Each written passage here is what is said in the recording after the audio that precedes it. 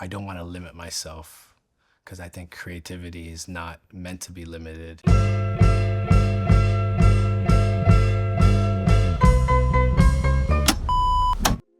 My name is Milo Matthieu. I'm a painter, sculptor, mixed media artist. When I was in school, I realizing that, the traditional path of like school into the workforce just really wasn't for me. And being around art my whole life, I decided to experiment with different mediums. First was music, photography, and then being in photography and the visual arts kind of opened up my world into painting. Once I noticed that this was a path that could really open up some doors for me, I just stuck with it and continued to go forward. I would say it's a abstract figurative, what I work with now. I love figurative work because I think the figurative and the people aspect is a way for people to fully connect with the painting or understand. It's like an entry point for people, but I love the abstract because you're able to really push the ideas of memory and everything being on like different planes. The most important part for me is that throughout the work, I'm able to not just figure out how to paint the piece or build the sculpture, but what the sculpture and the paintings how they influence me and how they help me discover what direction I want to go in, or even my own identity and self. My family's from Haiti. I grew up here in the States, so I have this Haitian-American background, and I think a lot of my style is commentaries on both of those, and where they merge, and where they difference. It starts all with research, and then, but my practice is I try not to think so much as I'm creating the work, because I find that I can find myself maybe, stifling the creative process, and I love to let the kind of paintbrush speak through that, and not as so much find myself trying to represent a specific symbol, or maybe just think about them as I'm working. And then it's interesting at the end to kind of see how they, appear in the end product. Yeah, I think it's different each time for the creative process. Sometimes, and it could be very project specific. Sometimes I could do a project where I'm just focusing on where I'm trying to get the concept together before I start creating. But I would say 90% of the time that I work, I'll go through, I'll write down a lot of ideas and what I'm trying to portray in this series. Let's say if I'm building a solo exhibition, and I'll keep these things in mind and I'll ask questions about it. But when I'm actually active with the painting, it's really kind of going through this process of like the subconscious and letting the paintbrush flow across the canvas, as opposed to trying to control it and put this person here or this object here to kind of paint a scenery for you. What is the artwork, whatever medium I'm working with at the time, what is it saying to me, as well as what I'm trying to have it state? I find comfort in just letting the process be as free-flowing as possible. And there's obviously points of the practice where maybe I'll dial in to kind of develop an idea more, or maybe I'll see that kind of symbolism that forms and I'll like kind of tighten it up. But who's to say by the end of the painting, or the sculpture, that whole idea or concept could be completely erased or covered and changed. And yeah, I think depending on the project, collaboration, I think, does play a big role in terms of, like, obviously with a gallery or, collaboration with a team or a product, there's obviously a collaboration that needs to happen with that. But for me, my personal practice, it's a very isolated practice. I find myself, my studio is usually just me. If it's like maybe close friends are there, or family that will be there. But that's aspect, I think there is a collaboration that happens because I talk a lot about my work with the people that are in the studio. I like to get their perspective on it. I like to understand what they're seeing throughout it, because my most favorite thing about the work is when I could take a step back and hear someone else's perspective and what they feel through the work and their journey with it. Because at that moment, when you first see a piece of artwork, that piece is yours, for that moment. However it makes you feel, despite what the informational card says next to it, how that artwork makes you feel, it is yours. So I love using that collaborative aspect of just hearing people out. Not a lot of the times it's completely different, than what I initially set out for, but I love to have just dialogue around. I think that's the most collaborative my process could go. If I'm like creating a series, if I have a great relationship with the team I'm working with in terms of the gallery, or I like to open that door as well, and talk to them. But it has to be a very intimate relationship for me to do that and open that vulnerability up pre-works being finished, so tricky.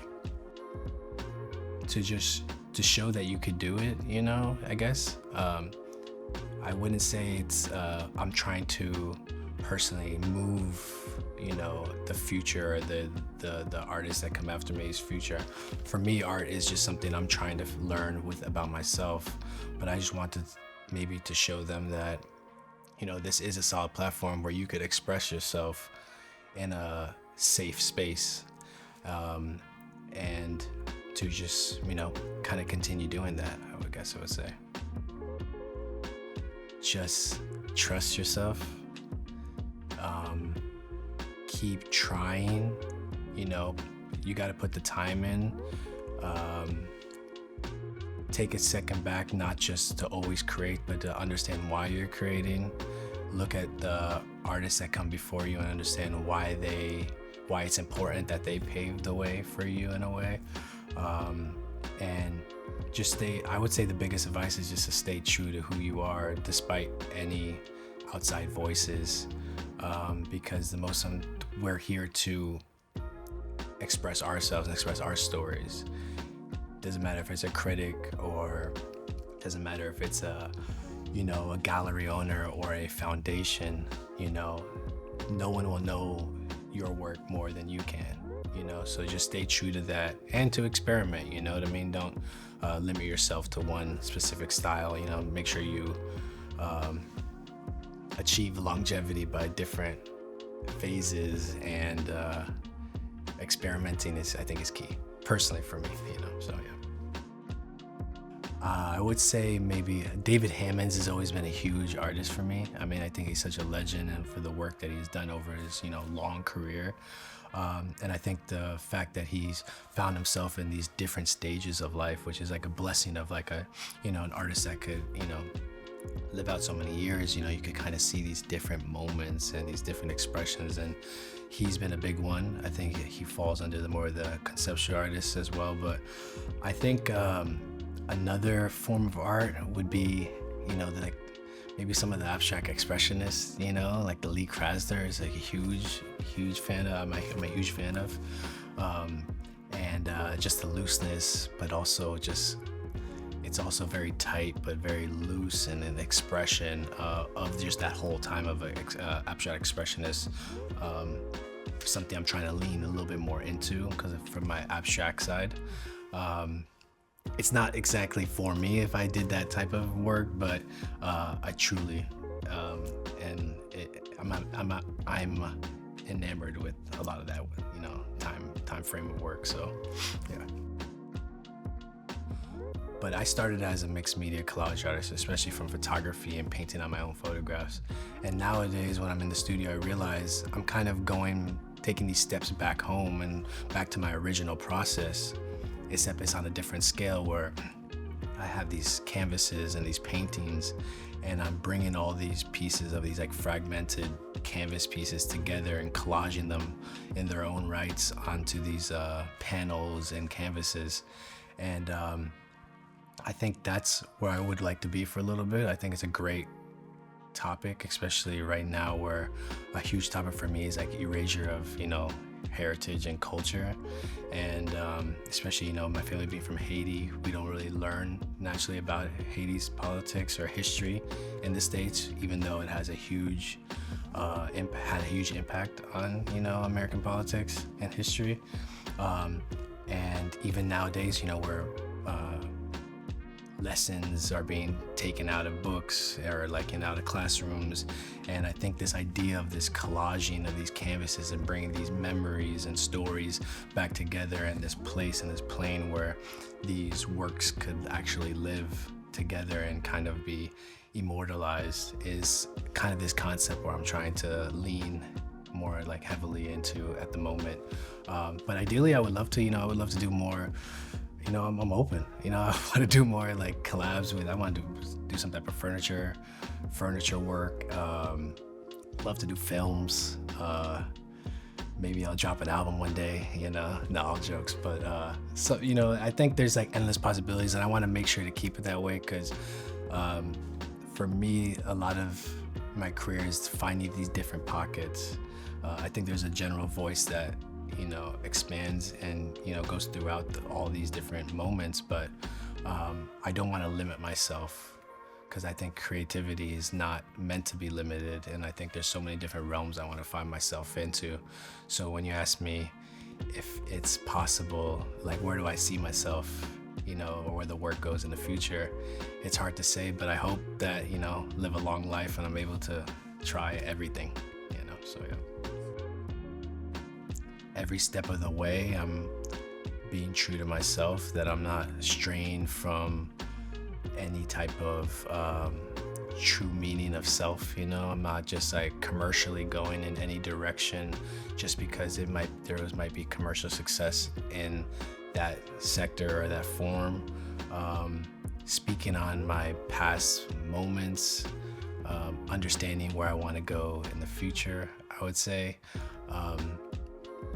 Just continuing to make sure that every step of the way that you're fully focused on quieting any type of outside voices and just sticking 100% true to your vision without being straight anyway. I would say that's the best way. The most defining moment in my career, I would say, was probably COVID, which is crazy, right?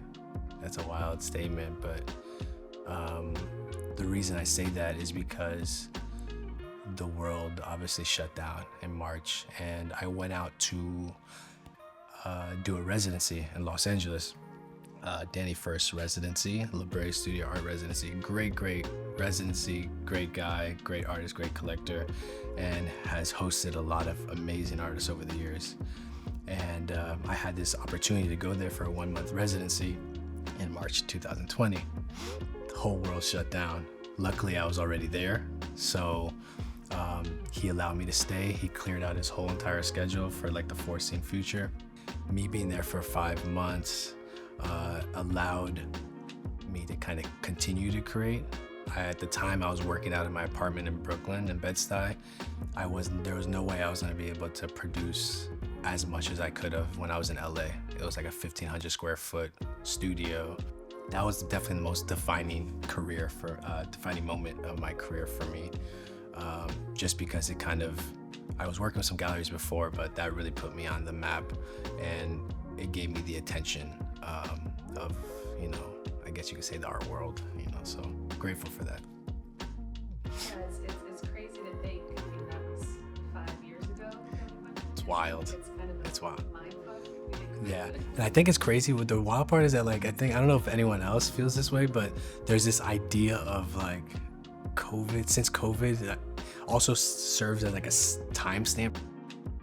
For me, the biggest hurdle and the biggest challenge I've had to overcome was, crazy enough to say, it was just trust myself, which kind of goes sort of against what I was saying about, I guess that's why my advice to young artists, to just know what you want and be in the most authentic sense of yourself. Even though I feel I did that each series and each project I did find myself having a lot of stress and frustration of wondering if I should make that move.